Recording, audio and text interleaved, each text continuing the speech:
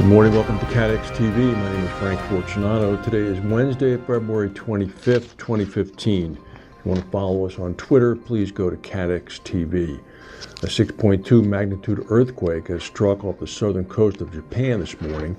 The quake was about 170 miles southeast of the Izu Islands. The event comes just hours after a 4.4 quake occurred just off the Kuril Islands, and it comes a day after another quake of 5.8 struck about 60 miles east of the city of Miyako. And just 2 weeks ago, a 6.9 earthquake struck off the northern coast of Japan, also near Miyako. There might be some seismic activity going on. Of course, the 2011 quake, which was a devastating 9.0 quake, caused historic damage. The White House announced yesterday that President Obama has vetoed the Keystone XL pipeline bill the same day it was placed in front of him on his desk. It's only his third veto in 6 years in office. The controversial project would have transported about 800,000 barrels of Canadian oil a day from Canada down to the Gulf Coast. It was spearheaded by TransCanada Corporation and would have the ability to also transport 100,000 barrels of North Dakota and Montana crude oil each day. The Environmental Protection Agency was against the bill. A number of environmental groups were also against the bill. The U.S. Senate managed to pass the bill by getting several Democrats to agree with them. However, it's very doubtful whether or not they're going to be able to entice those Democrats to support a veto. It's likely that this will remain in limbo now for the next 2 years of the president's term. Guy Carpenter's annual catastrophe review comes out saying that insured losses for last year were at their lowest level since 2009. Significant losses total $33 billion, a steep drop from 2011's historic high of $126 billion. Mainly notable insured losses included the February snowstorms in Japan, hail and windstorms in Europe, severe flooding in the United Kingdom, and winter storms in the eastern half of North America.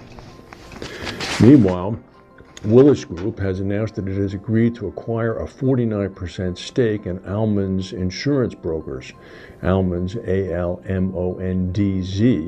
is a privately owned Indian insurance broker with 9 offices and nearly 300 associates in India.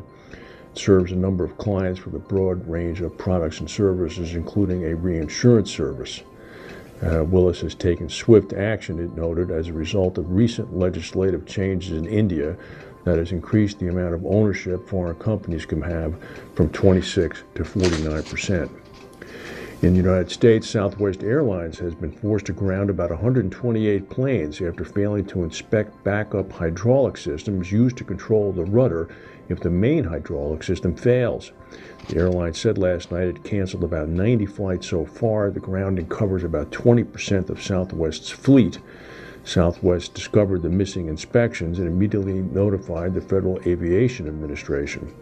The FAA is working with Southwest and Boeing now to evaluate a plan that would let the airline keep flying the planes until the inspections are completed over the next few days. Southwest has a number of 700s, Boeing 737-700s. They also have several, actually about 150 737-300s, very old planes. When flying them, you're always relieved that you're on one of the later models, but maybe that's not the case.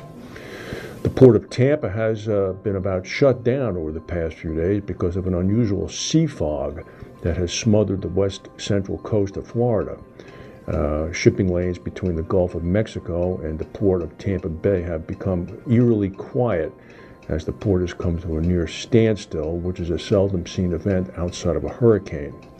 About a dozen ships, including a cruise ship with 2,000 passengers, were stranded at the Gulf of Mexico outside the Sunshine Skyway, waiting for the fog to lift. The Coast Guard did finally escort the cruise ship in, 2.5 days late. Meanwhile, about a dozen or so cargo ships remain outside, waiting for the fog to lift. It's an unprecedented situation there, as I mentioned, except for a hurricane. Today in Parliament in the United Kingdom in London, HSBC, Europe's biggest bank, is going to be answering questions about the most recent scandal to afflict it, i.e. tax evasion cooperation, if not complicity. The scandal broke this month when reporters mined a trove of leaked documents from several years ago with details of 30,000 accounts at HSBC that held about $120 billion of assets, many of them showing active cooperation between the bank and the people who had made the deposits in a scheme to avoid tax. One of the questions that are being raised is whether or not HSBC is simply too big to manage. HSBC executives have acknowledged that the bank's sheer size and rapid growth have led to control issues. HSBC acquired much of its Swiss private bank when it bought Republic National Bank of New York and Safra Bank Holdings back in 2009. The bank did admit that the business acquired was not fully integrated into HSBC, allowing different cultures and standards to persist. With hindsight, it's clear that too many small and high-risk accounts were maintained, and the business was stretched over more than 150 markets.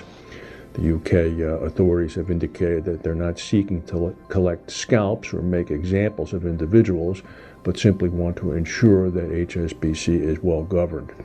Earlier this week, the chief executive of HSBC, a gentleman with the last name of Gulliver, was personally dragged into the scandal himself when UK newspapers reported that he maintained a private account at a Swiss bank.